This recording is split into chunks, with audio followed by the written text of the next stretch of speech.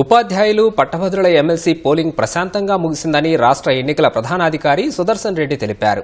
3 మండల నియోజకవర్గాల్లో పోలింగ్ శాతం గతం కంటే పెరిగిందన్న ఆయన ఎలాంటి అవాంఛనీయ ఘటనలు తావివ్వకుండా యంత్రాంగం పూర్తి చేసిందని హర్షం వ్యక్తం చేశారు.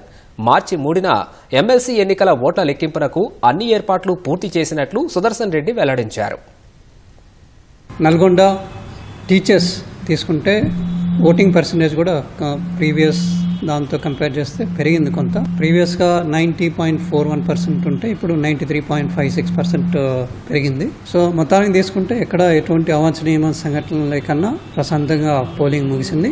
తర్వాత పోలింగ్ మెటీరియల్ని వాళ్ళు తీసుకొచ్చి కరీంనగర్ హెడ్ క్వార్టర్స్ తర్వాత నల్గొండ హెడ్ క్వార్టర్స్కి తీసుకొస్తారు. ప్రశాంతంగా జరిగింది.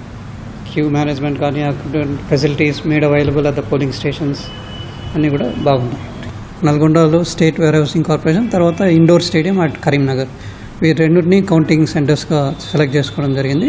కౌంటింగ్ గ్రాడ్యుయేట్స్ తీసుకుంటే it may stretch up to 2.5 to 3 days complete కావచ్చు. టీచర్స్